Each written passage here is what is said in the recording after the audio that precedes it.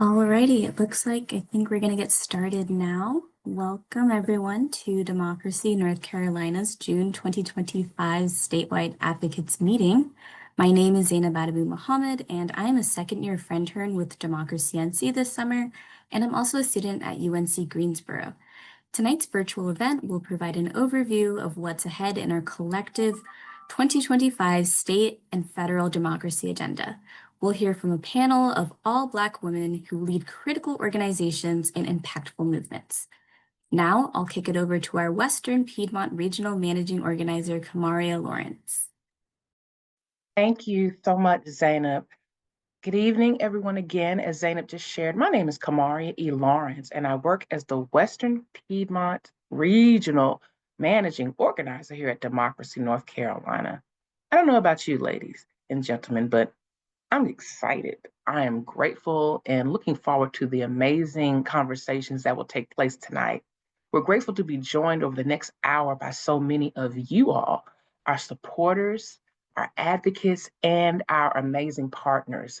We thank you for all that you do to mobilize, educate, and more for our community.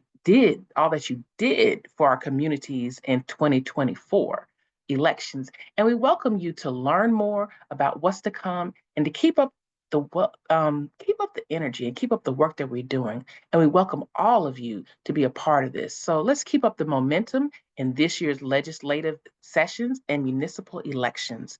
Never forget the local elections. That's where it all begins.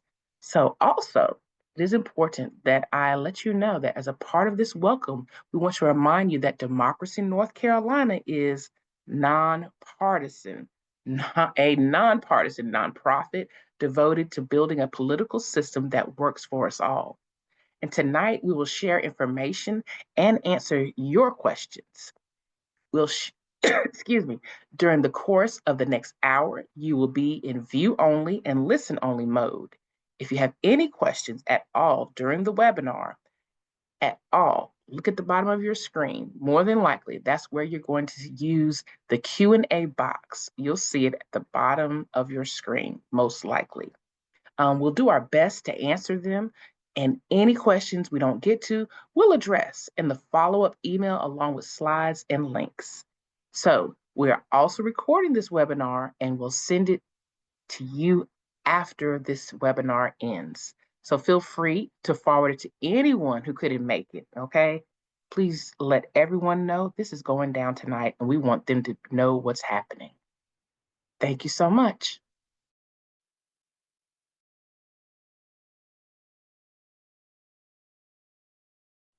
Good evening, everyone.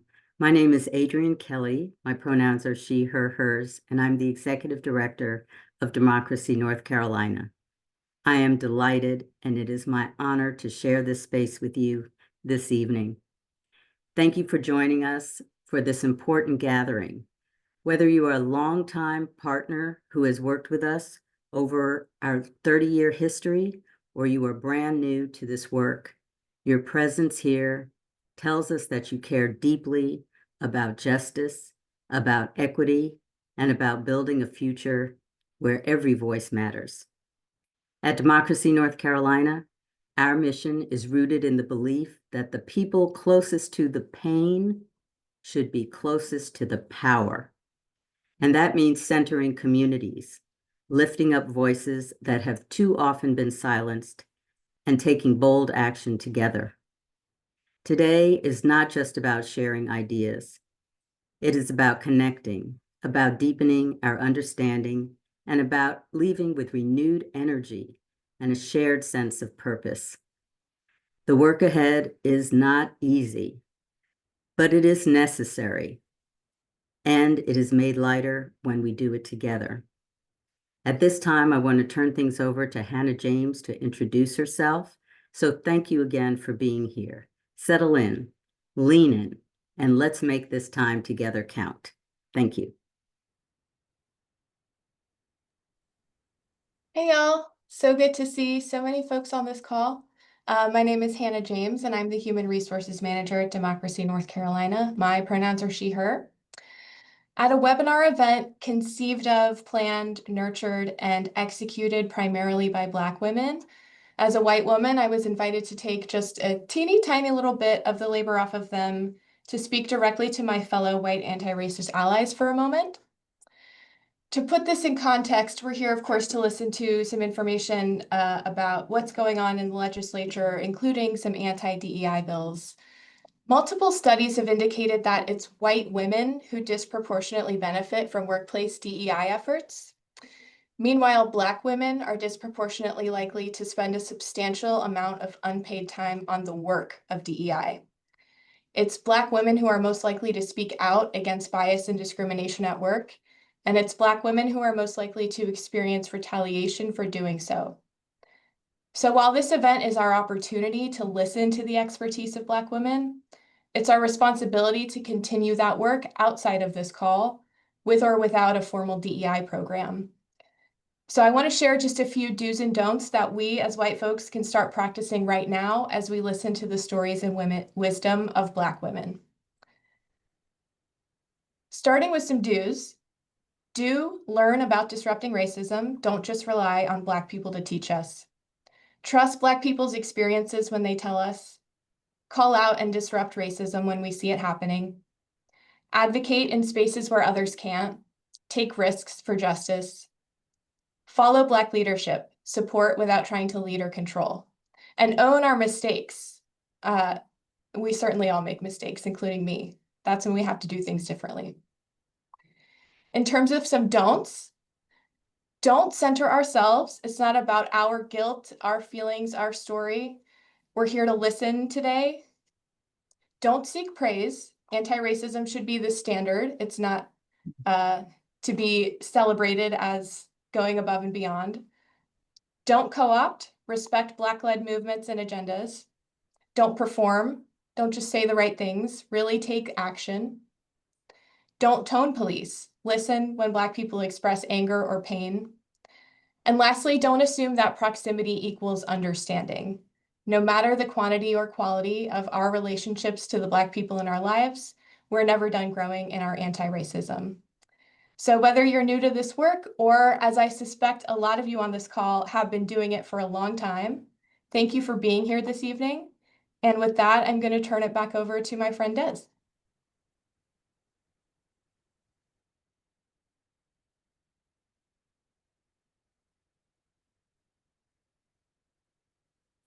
All right.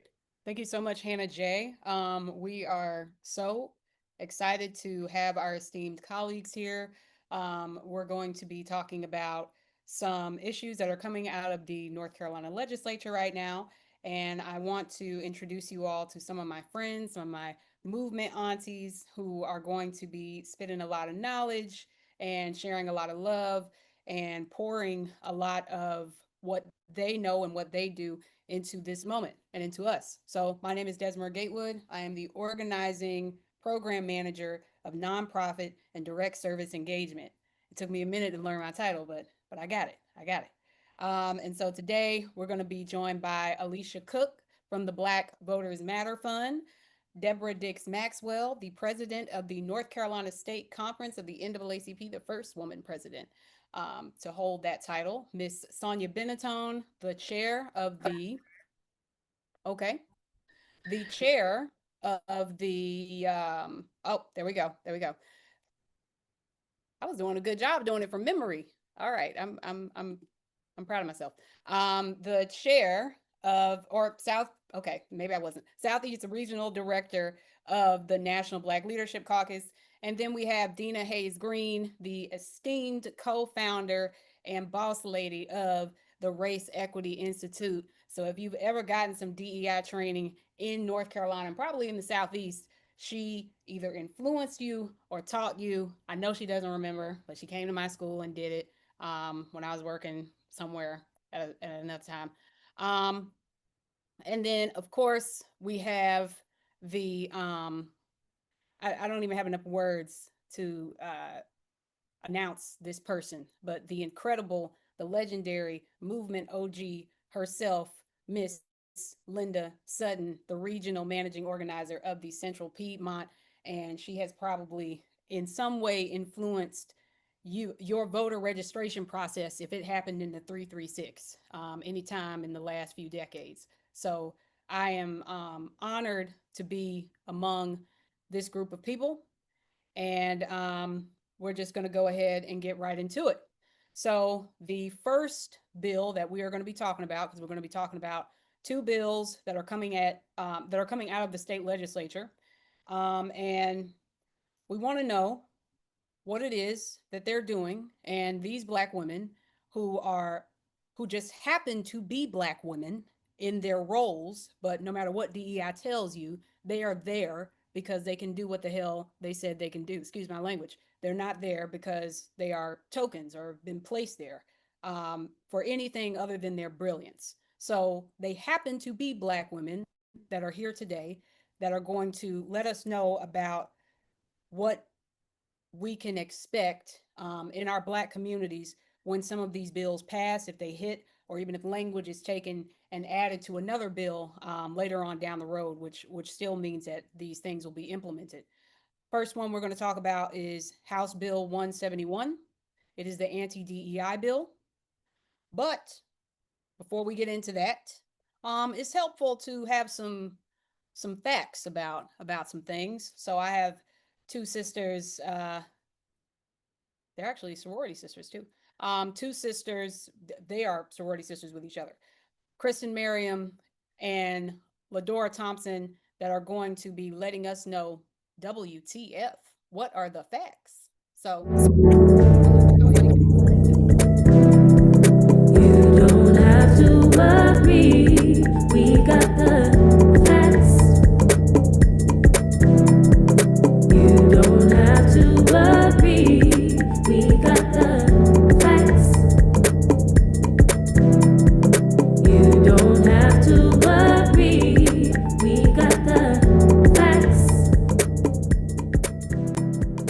You don't have to worry, we got the facts.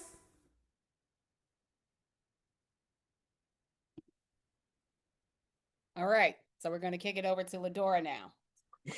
Hello, my name is Lindora Thompson, and I'm the Southeastern Regional Organizing Director for Democracy NC.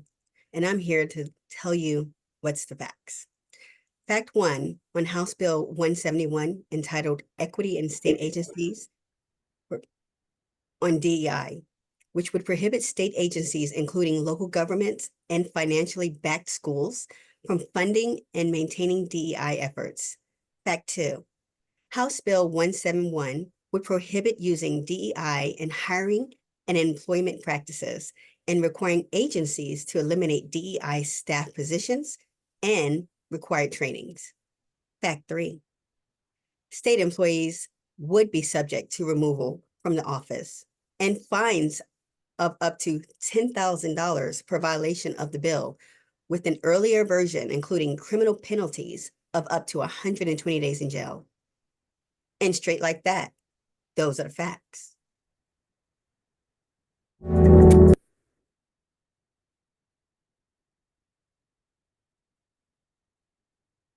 All right, thank you so much, Lindora.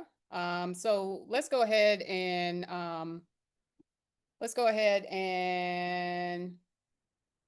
put the panelists up. We're going to go ahead and try to get into some of these questions about House Bill 171.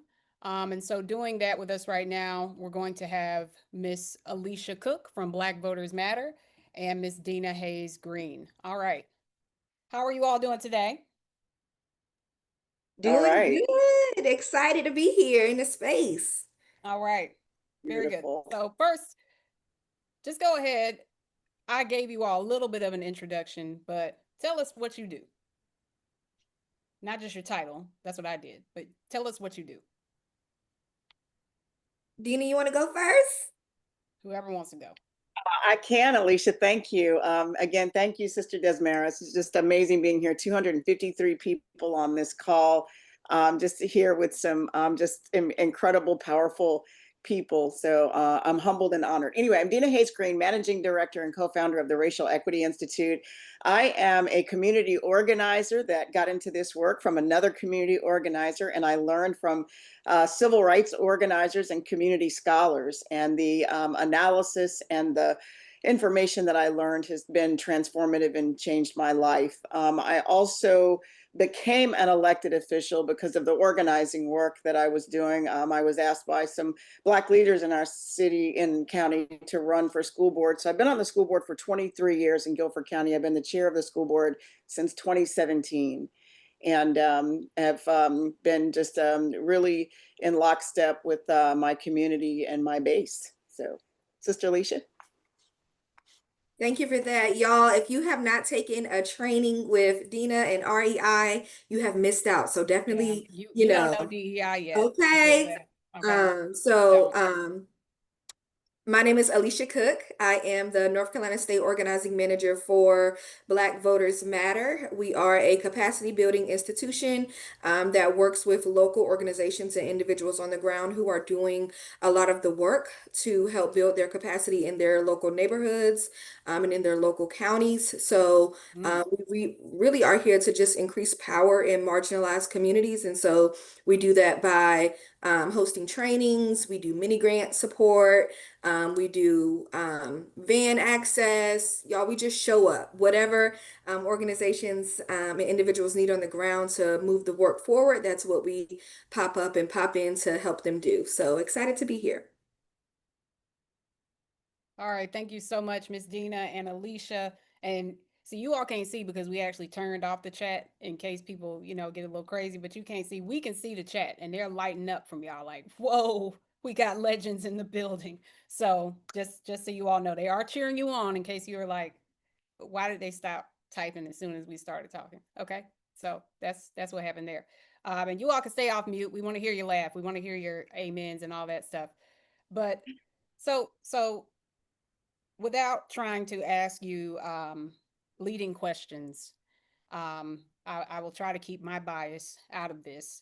But if DEI is banned, as this bill is written, so like Ladora just told us, state agencies will have funding removed if they do anything dealing with DEI, if they have a DEI training, if they have people who are hired based on a DEI program, and their definition of DEI is very broad yet vague. But if DEI is removed from these state agencies, including publicly funded schools, who loses in that scenario? And Ms. Yeah, Dina, well, I'll kick it to you. Okay, go ahead. Thank you, Desmara. Everybody loses. We know that when we do right by the people who are having the worst outcome, it improves systems for everyone. Race is such a complex topic, and it's the thing we aren't required to know anything about, and it's a primary indicator of your outcomes in life. And so our students, I say that, you can't lower the standards in a system, in the healthcare system, in the education system, in banking and finance, and the housing system for one group of people and think that that system can operate optimally for anyone. And we know that the advocacy that has been done for centuries and decades, largely led by people of color and primarily African-American people, have given people access, have improved systems, have created research that has identified these outcomes, these inequities, these particular patterns of disease, these patterns of access, these patterns of discrimination. And the data is just there. The data is there. It's been out in hiring and salaries and admissions and appraisals and child welfare removals and tenure and procurement and undertreatment, underdiagnosis. I mean, I could go on. As a matter of fact, it'd be a much shorter list if I named a system or a place where inequities don't exist. And so the data is there. And if we don't see it, and I don't even like to repeat the acronym, because what we're learning about messaging and framing is that when we repeat the acronym, even though it's in the House bill, that it reinforces the way it's been exploited and weaponized and politicized. And so, we talk about the legal exclusion of people based on race. and that this bill is trying to turn back efforts made to make an attempt to correct some of those. But I would say everyone loses. Yeah, and as a follow-up to that, Ms. Dina and Alicia, I am going to get to you in a second. I want to read some of the language that House Majority Leader Brendan Jones said. He said, the purpose of this bill is to ensure public jobs, promotions, and contracts are awarded solely based on merit.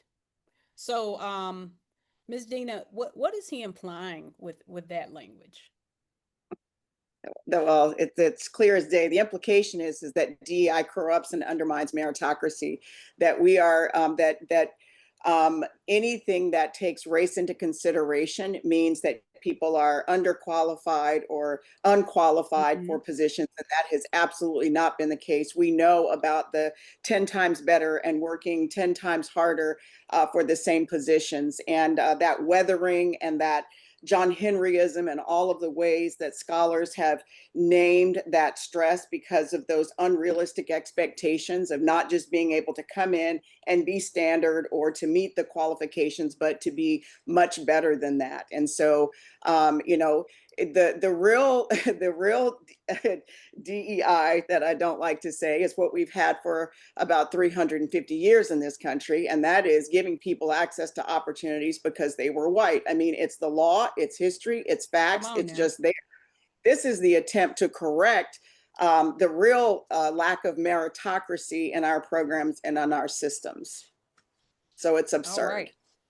And I wanted to hop in, Des, if I can. Hop in, please. So I think it's definitely agree with everything Dina has said and spoken before. I also think it's a conversation of exclusion versus inclusion, right? And I think the folks who are against diversity, equity, and inclusion are against it because they feel as though it is forcing companies to hire, to promote programs because of a person's race, gender, sexual orientation, when in reality, it's quite the opposite, right? It's actually ensuring that folks are not excluded because of those things. And so we really have to have a conversation about what it looks like and be real and honest about the folks who are weaponizing, like Miss Dina had mentioned before, weaponizing DEI. A couple years ago it was woke. Now we are in the DEI phase of wording and using that word to twist the meaning of the benefits and the progress that diversity, equity, and inclusion have made for folks who look like us. And for folks who are historically underrepresented in positions and in when it comes to just the progress of the nation. I appreciate that. And what you all did is also help to trigger my thinking. Anytime there has been an effort in this country to humanize Black people or to allow us to be in any space that is considered to be equivalent, there's a backlash, whether we're talking about ending slavery, whether we're talking about integration, whether we're talking about affirmative action. And now we're talking, like you said, we've got wokeness, we got DEI. So there's always an excuse to say that what we are doing is actually going to destroy the fabric of society just by allowing Black people into a space before we even get to whether or not they have power in that space, just physically allowing them in that space. I forgot. He says more. He says it puts an end to mandatory trainings. This is what he's saying this bill will do, that shame employees into ideology confirmation. So this idea that diversity, equity, inclusion training is shaming.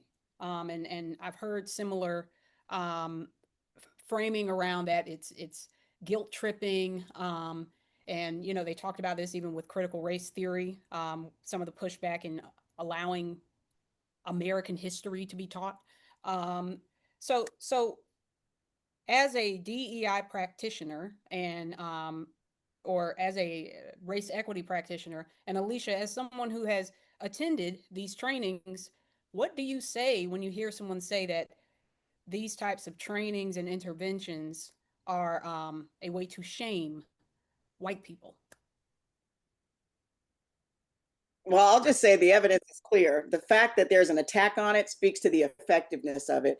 We have it speaks to the investment, to the commitment, to the understanding, such multiracial solidarity around this, because without this, then the only thing we had was to blame people based on bigotry and ignorance and hate and supremacy.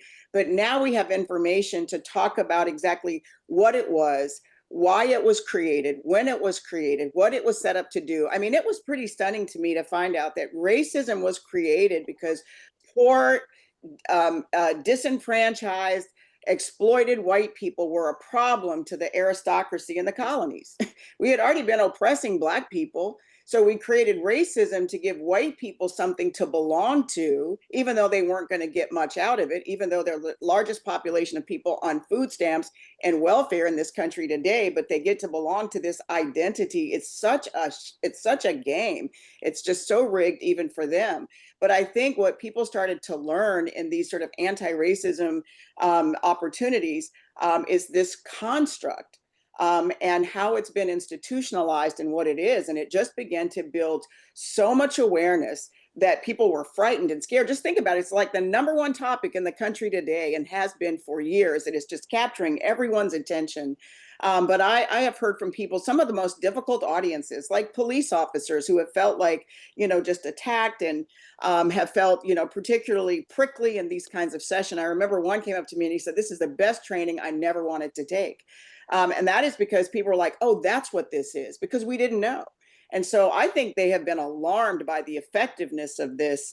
And they're using all of these, again, weapons to create division and to stoke fear and to distort the information about what it really is. And just oh, sorry, Yes. go ahead. I was going to ask you a different question. However, please follow up on that question, Alicia. I was just gonna piggyback off of Dina and say that progress cannot stem from being comfortable, right? And so when you are in a training and you're feeling uncomfortable, that means you need to sit in that, right? That means you need to take some time to analyze, why do I feel uncomfortable, or why am I feeling a little itchy in my seat, right? We cannot get to the future if we are, just we have so much pushback against being uncomfortable, and there's no way that we can face the hard truths if we are scared to look in the mirror. And so I'm gonna pass it back to you, Des. Yeah, well, I was going to ask you, Alicia, because I know that you do a lot of mobilization and a lot of advocacy, and a lot of those principles remain, they can be transferred regardless of the moment or the movement that we're focusing on. And so what I would ask you, Alicia, and I'll let you get the last word here, what do you say to people who want to, and let's clarify right now where this bill is, because some people are like, what's the process? Where are we at right now? So right now the bill is in the House. It has passed the House and it will go over to the Senate to be voted on. And so then, you get into a situation where if it passes in the Senate, the governor may veto it. He may not veto it. But what do we say right now, Alicia, as you are someone who is well versed in how these processes work, how bills get through and passed? What would you say to people right now who are wondering, what can we do? What can we do in this moment? What can we do if this bill passes? And then it's up for a veto. What can they do? Yeah, absolutely. So I think first things first is you have to educate yourself, make sure that you are aware of what's taking place. That way you can adequately tell somebody else what's going on. You can't tell nobody else what's going on if you haven't read a quick 1-2 and, girded your own loins. So make sure that you are educated yourself and that you feel comfortable speaking on the topic. And if you aren't comfortable speaking on the topic, lean into those around you who are, right? And then I think the next thing would be to talk about it. We tend to shy away from conversations like this. We tend to shy away from policies and things that are happening because we don't necessarily always feel equipped to have those conversations, to be in those spaces. And so be comfortable with having the conversations, be comfortable with talking to the people in your closest circles about what's taking place. And then the next part is mobilization, right? Mobilizing your mobilizing your friends, mobilizing the people in your community who you know are going to be directly impacted by this. And so once you got everybody together, y'all done threw something on the grill, so you're ready to get to action. The next step, of course, would be, in this case, definitely reaching out to your state senator, whether that is doing a call campaign, joining an organization that is, there may be like a letter writing campaign or something like that. But there's always something going on to get involved. You just have to plug yourself in, and you have to be willing to put your boots on the ground and get to work. Amen. We love putting our boots on the ground. Speaking of on the ground, hot off the presses, thank you so much to our amazing comms director doing her job. She just dropped in the chat that tomorrow at 11 a.m., guess which bill is going to be heard on the Senate floor? None other than HB 171. Well, it won't be HB 171 at that point.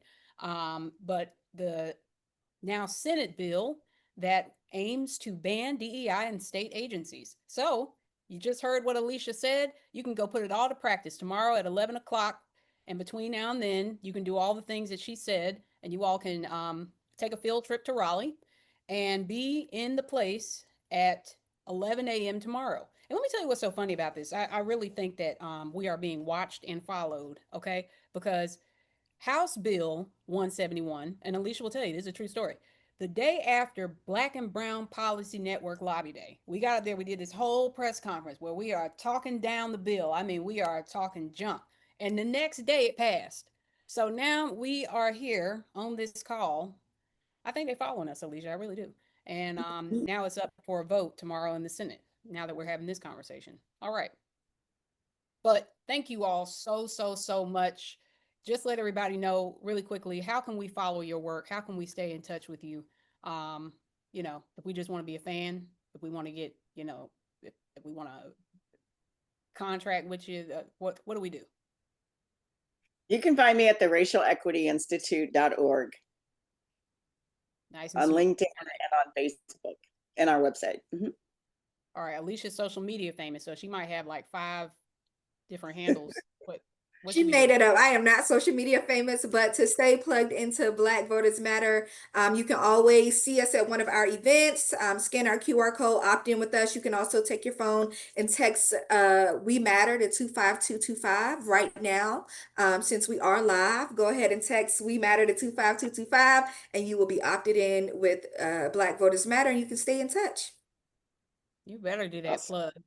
You like, I'm going to get some of these people on this call right now. All right. Oh, I saw you raise your hand, Ms. Dina. Did you mean? Oh, no. I was just getting ready to text my 25225. Oh, okay. All right. Wonderful. Well, thank you all so much. We really appreciate you all sharing that time, dropping all that knowledge. So I really do hope you all stay in touch with these amazing ladies that are doing awesome work in the community, just dropping knowledge, educating us, just because that's what they do.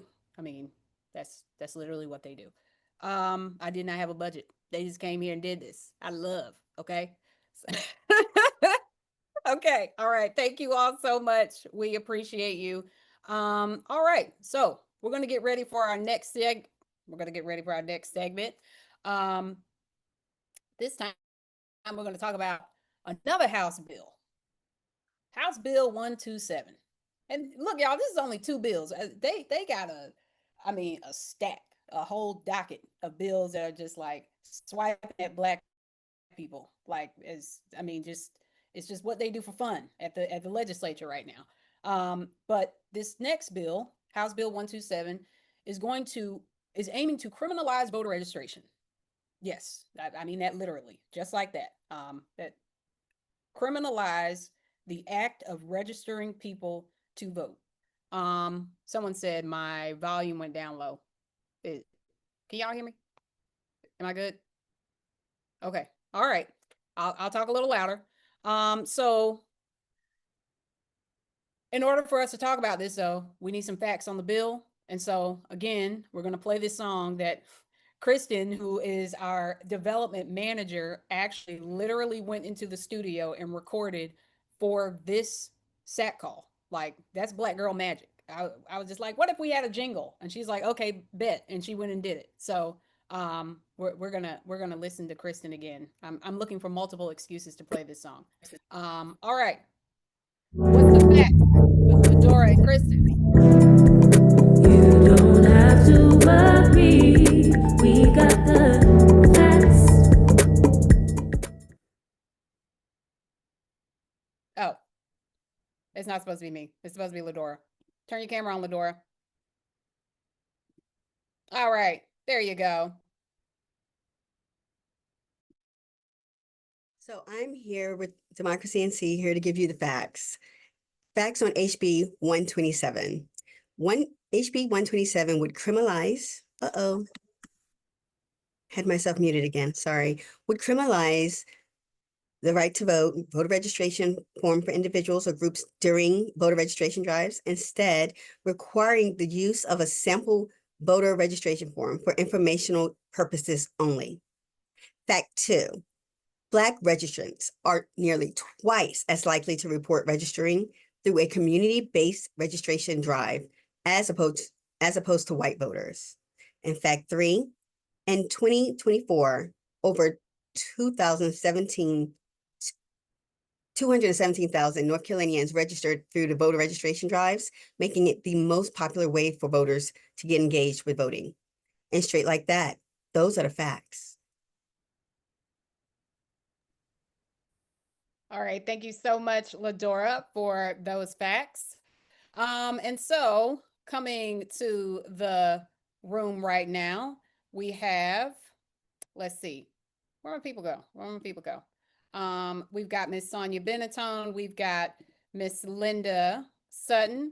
And while I'm getting everybody on the screen, can you go ahead and tell us what you all do? Oh, and of course, we've got the amazing Deborah Dix Maxwell. Go ahead and tell us what you all do, please. Well, this is Linda. They call me the voting lady. A lot of people in a lot of the churches that I visit, they know me by voter registration or me talking about registering to vote. So they call me the voting lady. They used to say I'm the have card table will travel because I used to keep a card table and 2 chairs and forms in my trunk all the time. So I am an organizer with Democracy North Carolina, but I'm a life member of the NAACP. I was a president of A. Philip Randolph Institute. I did union organizing. In all of those capacities, voter registration was my passion, and it still is today. All right. Miss Sonia Benetton, please introduce yourself. Hello, everyone. My name is Sonia Benetton Patrick. I'm the current Southeastern Director of the National Black Leadership Caucus. We promote social, economic, political empowerment. We have a year-round strategic plan, Get Out the Vote plan that's been proven effective. In New Hanover County, we turned it blue for the first time in 150 years.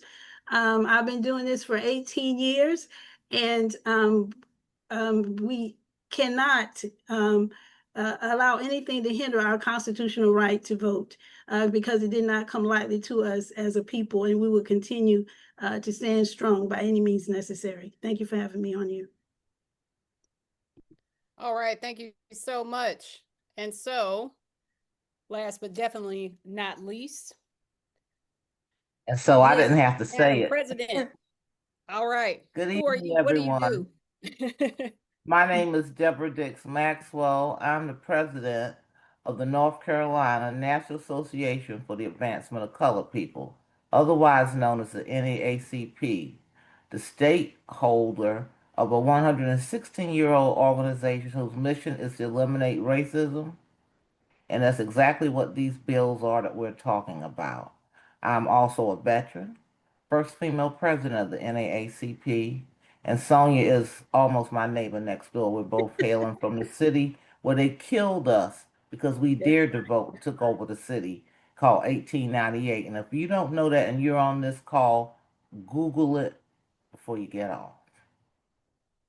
Yes, she said Google it before you get off, meaning she's okay with you missing what we're saying so you can learn about Wilmington, because that's a prerequisite for you to even understand what we're talking about over here. So I agree.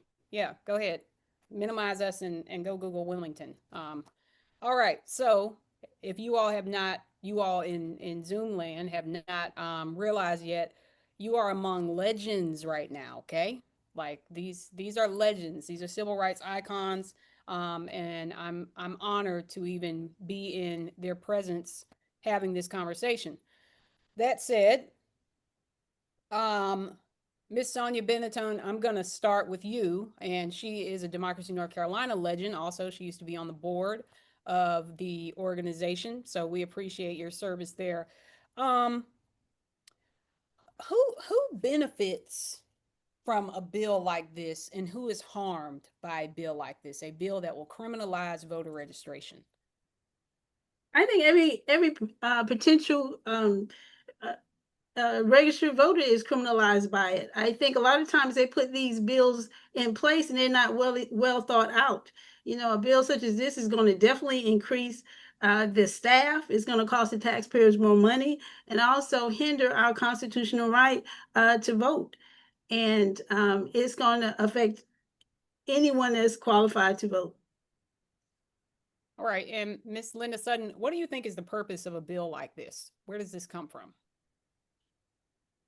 Well, I have to call it like it is. It's an anti-voter, power-hungry power grab from politicians who want to remain in control of elections. If you're in control of our elections, making it harder for people to register and vote, this accomplishes what they want. In order to stay in power, they're going to have to make it harder because they know that the vote is the most important thing that we can do.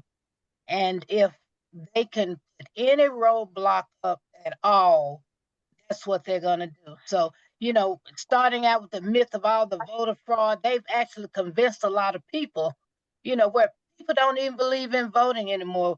You know, we have a hard time trying to convince people to vote because they see the system being rigged and they feel that their vote is not going to count. So, you know, people who want to stay in power, anti-voter, anti-democratic politicians who are after money and power. Ooh, she brought up the campaign finance part. We weren't even supposed to get that deep, but yeah, go ahead. We can talk about it. We're gonna talk about it. We're gonna talk about it. Miss Deborah Dick. So when when you hear people say things, and not just in this bill, but in other instances, this, for example, is something that as an organizer, I would go to my community and say, look at this bill. Here's an example of what we lose when we do not participate civically. And so then if you get a response like, well, that actually does not impact me, how would you respond to something like that as it relates to a bill like this? This bill is very impactful for people of color within this state. We go to family reunions, voter registration at church drives. All of these things would be removed if this bill were to pass, and someone would be fined. I believe it's a misdemeanor.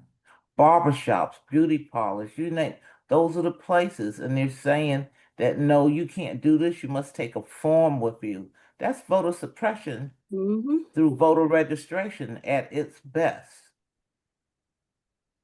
And it's really whenever you got something and you got to do two steps, it makes it harder for someone to do something.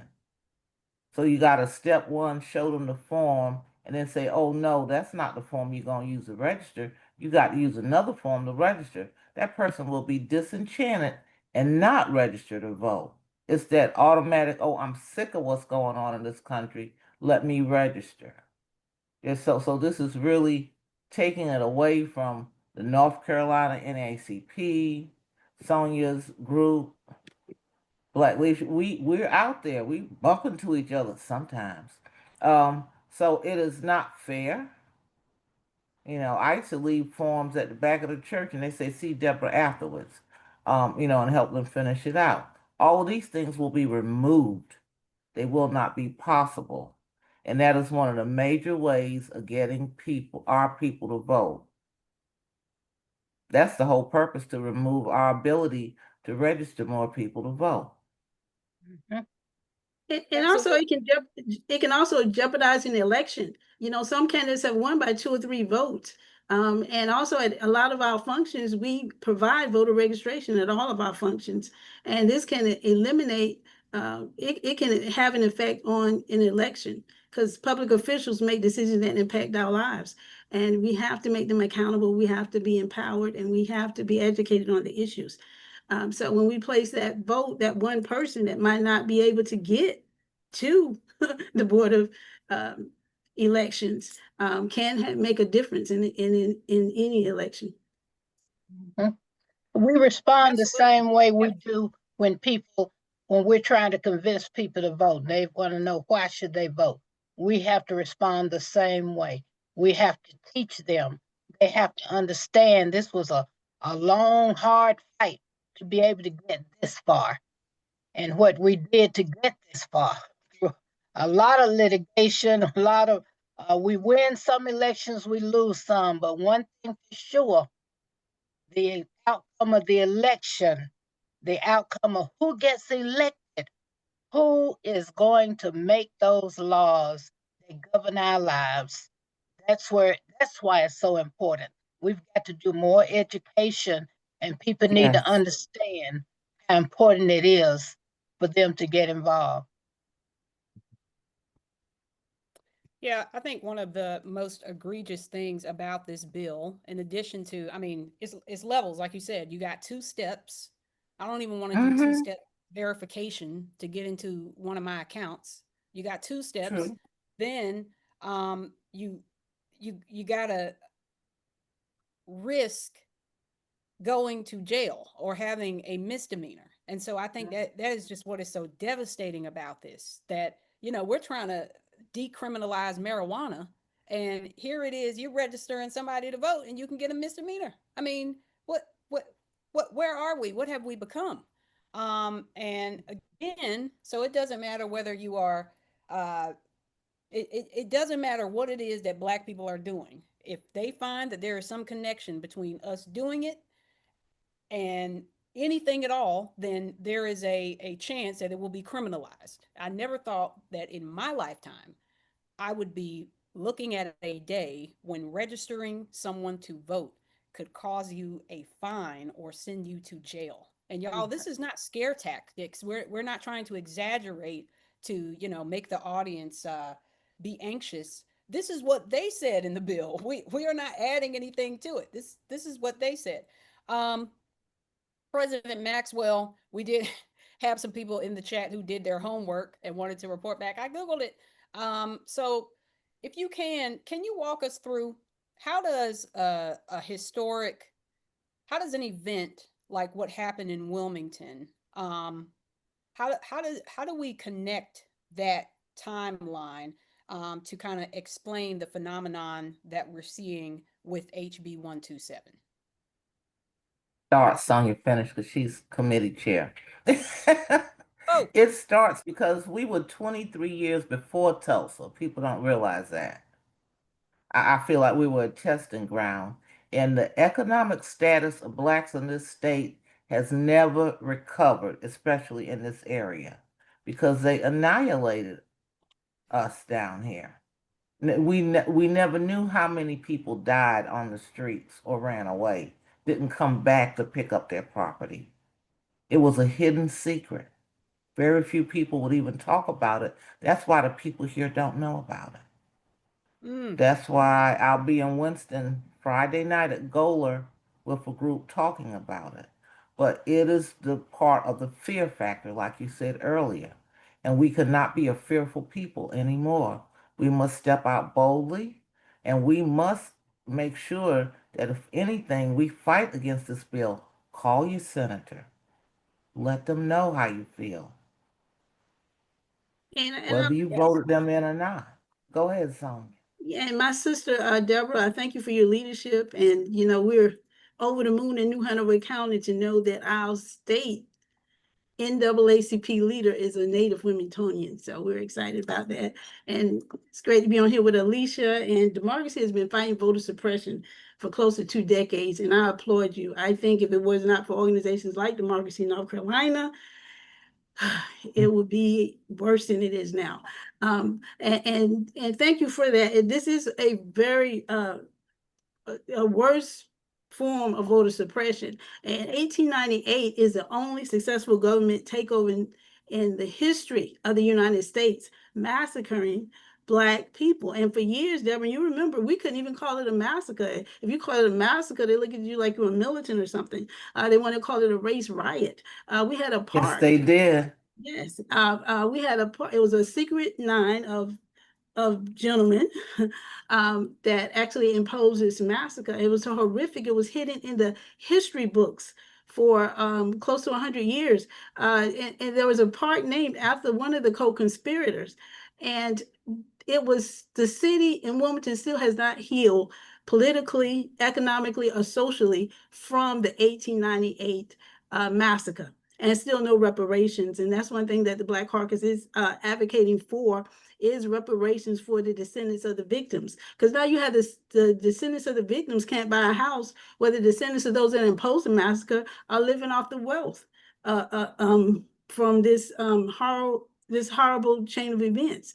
The name of the park was changed, but you'd be amazed at what a struggle that was to get the name of the park. Yes, it was. Oh, boy. But finally, I did get an opportunity to work with the granddaughter of Hugh McCrae, who helped impose the massacre, and she agreed that the name of the park should be changed. And with the help of her and County Commissioner Barfield, the name of the park was changed. So Awesome. it's still a lot more that has to be done in that city, socially and politically. Yep. Those people that imposed the massacre still control the city. Thank you for listening.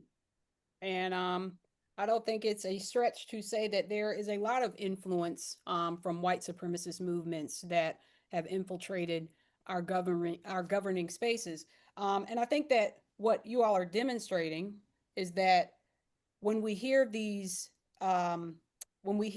attacks on Black people's right to exercise democracy, it's very triggering, because we know that there was a time where Black people were literally lynched, their houses were being burned, people were being murdered in the streets, like this massacre we're talking about, just because there were some white people who did not want to see democracy realized, if it meant that Black people would even have a shred of power and representation. So I appreciate you all helping us connect those dots. Ms. Sutton, what is something that you think, let me figure out what to ask you, because you have so much knowledge that I'm trying to figure out, like, what's the best gateway into this chest of knowledge that you have. What do you think is an effective way that communities can counter legislation like this? Before you do that, I do want to answer in the chat. Someone said, what is the motivation for a bill like this? What are they saying is the justification? Like Ms. Linda said, it's going with this lie that voter fraud is an issue. So now they are saying voter registration fraud is an issue. And I love Black people, but what I'm going to tell you is that we are not going to go out of our way to do something to try to make a falsified voting process. It's hard enough. Right, it's hard enough to the ballots once. It's hard enough to organize and mobilize people to the polls. We are. This is not that. We are not going to go stand in line twice. We are not going to register twice. We are not going. We are not going to take the tedious time to fill in somebody's name and lie on the voter registration form. That is not happening. It is not happening at all. I can promise that. So it is a lie when they are saying that Black people are trying to pad the numbers of voting. So that is the answer there. But Miss Linda, what is it that we can do in our communities when we see and hear about tactics like this, and we know what the motive is? What can we do? Regular, everyday people. Well, one thing they can do is follow them and see and keep up with their legislative bill digest. Our legislative bill digest keeps up with all of the election bills. and we will let you know when you need to take action. You can see what's happening yourself. Read the bills for yourself. So maybe Julie can put that link in there to the digest. But, you know, people need to, with the change in the Board of Elections getting ready to take place the end of this month, people need to make sure they continue to attend their Board of Elections meetings so they can see what's happening locally in their own communities. So they can see what's happening when these new board members who anyway, when the new board members are coming on, they can follow what's happening because when they start trickery, it starts at a local level. You know, we have some counties that are very progressive and some that are not, or try to get away with anything. So we have to continually talk to people, be consistent about it, make personal appeals, talk to all of your networks and educate them on what's going on. You know, former President Lyndon Baines Johnson said that the vote was the most powerful instrument ever devised by man to break down injustices and destroying the walls, you know, that imprison people because we're different from each other. And so I think about that quote that Ari Berman would say about voting rights make all other rights possible. It may not can change a person's racist heart, but voting rights, if you have free, fair voting rights, it can make your life much better. So I believe that voter registration is the first step that leads into voter education about the importance of voting, about election dates and times and locations and what's on the ballot and rules to keep you from being disenfranchised.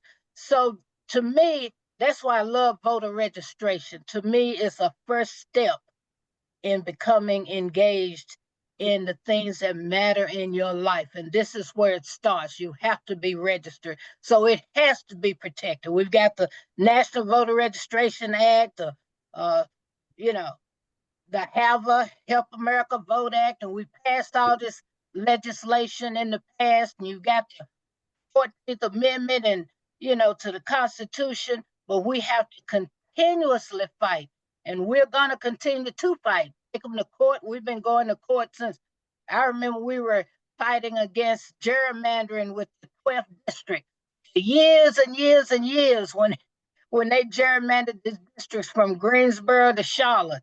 And, you know, it's always a fight, but we have to continue to, you cannot let it go. You cannot slow up. And if they're trying to take voter registration away from us, we need to double down. And this summer, while the bill has not passed and we're praying that it doesn't, we need to do more voter registration than ever. You know, Absolutely. that's right. Yes.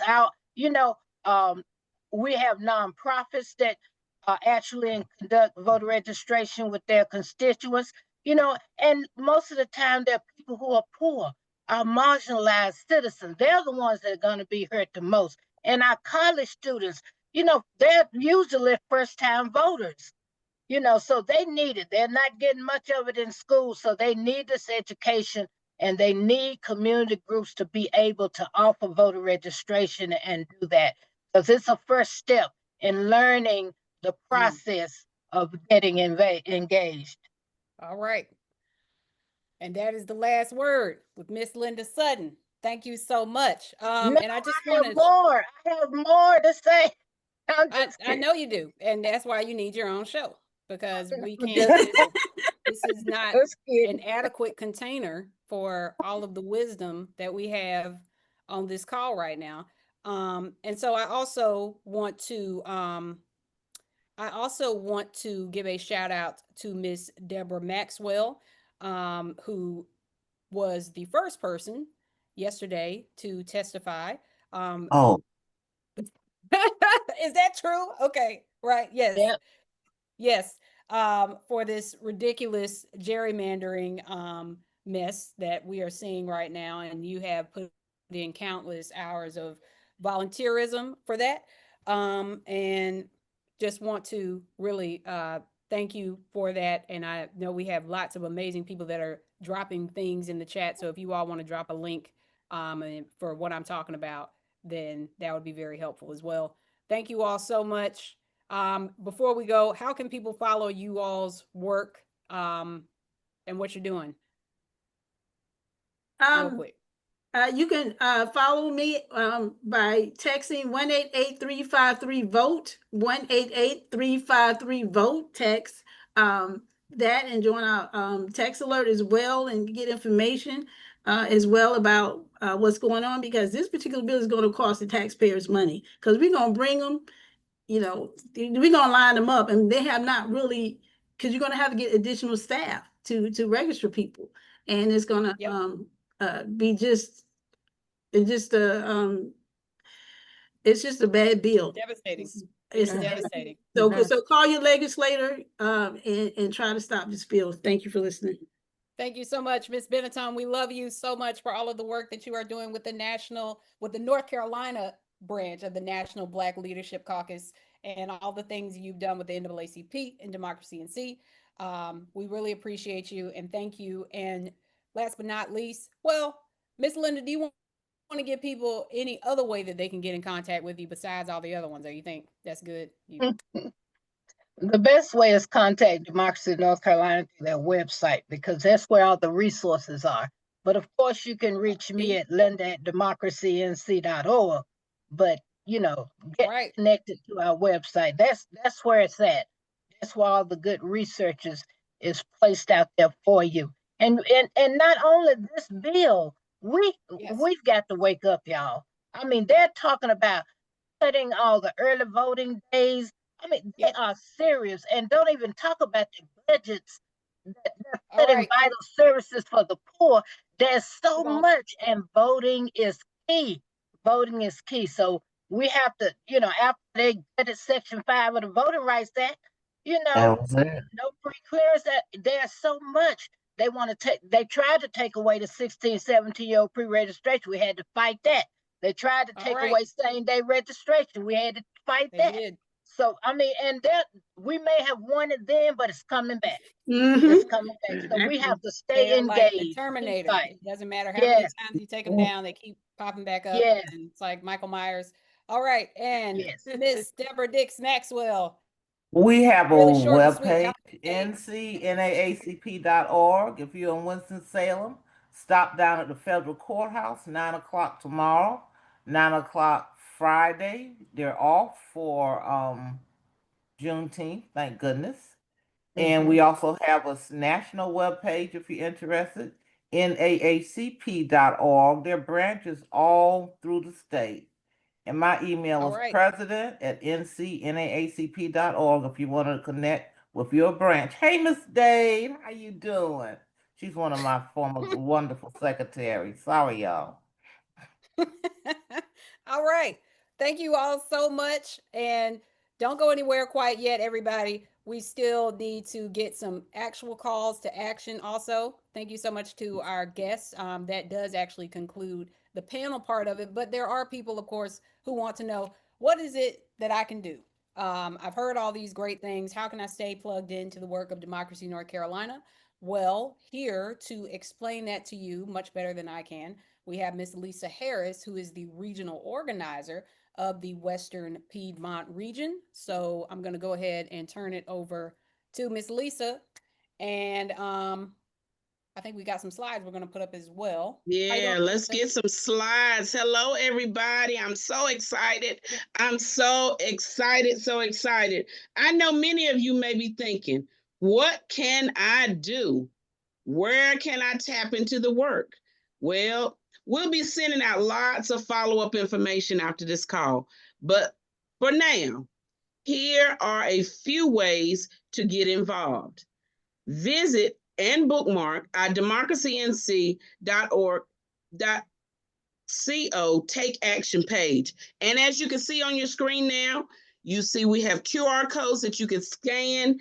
However, keep an eye out. There are updates, calls to actions. Tonight, you have heard about two very important bills that are highlighted on the page right now. House Bill 127, House Bill 171. You can also sign up to be a legislative advocate at democracync.org. or legacy advocates. And again, you can scan it. You can scan it. Scan the QR code, and we will include those links in your email after this. Become an election advocate. Election advocates, they mentioned them earlier, attending Board of Elections meeting, monitor Board of Election meetings, and report back. These advocates are at local meetings where decisions around funding and planning for the election in the county you decide to go, or you live in, or did you decide to go to a Board of Elections meeting in. Join the, you may want to consider being a volunteer to join the Amazing Saisa at our Mooresville office, or at one of our incredible regional organizers across the state. Sign up to be a volunteer. Finally, if you're here, you're likely familiar with Mobilize. The Mobilize Hub, you can also join us for events, coalition meetings, trainings, rallies, etc. We have so many ways for you to be engaged, and not being engaged is unacceptable. You've heard a lot tonight. Maybe the next time I'll get some music, but until then, I'm passing it on to my sister, Kristen. That's all right, Miss Lisa. That's all right. Brothers, how y'all feeling? Sisters, y'all all right? All right. Okay, I'm sorry. I to had to go do with at you. least All right, one I'll more start. music Now we're reference. great. Feeling good. My name is Kristen Marion, and I am the Development Associate here at Democracy North Carolina. As we've seen throughout tonight's presentation, protecting voting rights is more important than ever. Now is the time to lean in. Okay, so from volunteering and potentially phone banking, like you've heard Ms. Lisa recommend to you all, to attending County Board of Elections meetings and sharing our advocacy resources to other members of our community, there are so many ways for people to get involved this year. None of that work would be possible without my amazing colleagues. Shout out to the panelists, and shout out to the amazing team of colleagues that I have at WNC who are amazing enough to figure out how to put together such an engaging, important call like this. And the real of it is, you guys, it is grassroots donors that make this work possible. Okay, our organizing programs, in Democracy North Carolina are funded by everyday donors, just like you guys. And there are a couple of different ways that you can support our work through charitable gifts. So the first way is by becoming a regional sponsor. This year, we're introducing a new sponsorship program where you can fund specific organizing activities in your region, which is a big deal, you guys. For example, we have a lot of events coming up in Wake and Harnett County over the next couple of months with Sugarland and Jason. You've heard about events that are taking place in Winston-Salem with our Piedmont team. And we need your help to make sure that these events are possible. So please reach out to us if you are interested in becoming a regional sponsor. Don't worry, there will be a QR code for you to scan as well. Second, please consider joining the Democracy North Carolina Giving Society. You will see listed on the screen the ways in which you can become a member of the society. We launched this program in order to build long-term, meaningful relationships with supporters all across our 100 counties. And Giving Society members help fund legislative advocacy, like you've heard mentioned here tonight, volunteer trainings, and nonprofit voter engagement, all of which I think everybody on this call has heard by now are super critical to the movement. And lastly, next slide, please. We'd ask for you guys to consider becoming a monthly sustainer, because monthly donations keep our work going year-round and help to fund programs like Democracy Summer, which I am an alumni of. I don't know if there are any former friend turn alumni in the chat, you know what I'm saying? Civic education resources are also funded by our monthly sustainership. Panel discussions and outreach with local churches and faith ambassadors are also funded through our monthly sustainers. To make a contribution, you can scan the QR code, give us a call, send a check to us. We take mail, you know what I'm saying? We take online donations, all of that. You can visit us at democracync.org/donate. This year, we are fighting to protect the rights of our families, our friends, and the future of democracy within our great state of North Carolina. So please stand with us and make your gift today. Thank you so much. I do believe I have a couple more slides left because I think I need to be giving some gratitude out to some people, right? Yes, okay. So thank you to our staff on camera and behind the scenes. I'm going to go down the list. Miss Desmer Gatewood, who you have heard here tonight. Zainab Adamu Muhammad, who is our second year friend turn. That means that she decided to come back to Democracy NC twice. And I understand why she made that decision. I made the same one myself. They giving a shout out to me. Yes, I'm Kristen Marion. I guess I'll thank myself. That's a little awkward, but okay. Shout out to KK, Caitlin Kaiser, our policy director, who does some amazing, amazing work helping us compile all of this information. Her and her amazing team. Kamaria E. Lawrence, the Western Piedmont Regional Managing Organizer. Hannah James, our wonderful human resources manager. Miss Linda Sun, I love you, Miss Linda, our Central Piedmont lead regional managing organizer. The wonderful, amazing, talented Adrienne Kelly, our fearless executive director. Miss Lisa Harris, our Central Piedmont regional organizer. Miss Lindora Thompson, hey Sarah, our Southeastern regional organizer. Julia Hayes, our communications director. Shout out to Julia. Oh my goodness, because without Julia, we would not have tech, sound, or none of that. We would not be able to receive this information. And Giselle Torres, our communications manager.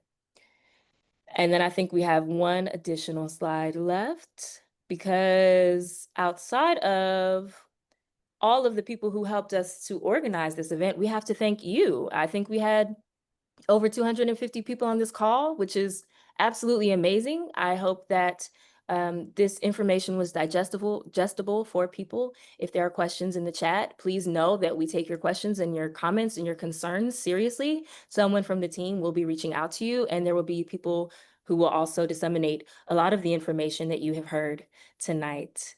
I hope everybody is feeling encouraged. Shout out to Black women. It's Black Music Month. Happy early Juneteenth. You know what I'm saying? Everybody rock out. I hope everyone has a wonderful rest of your week. And I will turn it over to most likely Des. All right, everybody. Thank you so much. All right, everybody. Thank you so much. This was an amazing experience. Much love to everybody on the panel. Once again, please continue to fight, to stay vigilant, and to do everything you can to make sure that white supremacy does not prevail, that fascism does not prevail. We know that that is the goal right now, but we're not going to do that. You know why we're not going to do that? Because we have amazing Black women who speak like the ones who did tonight. All right. Thank you so much. That's right. We love you.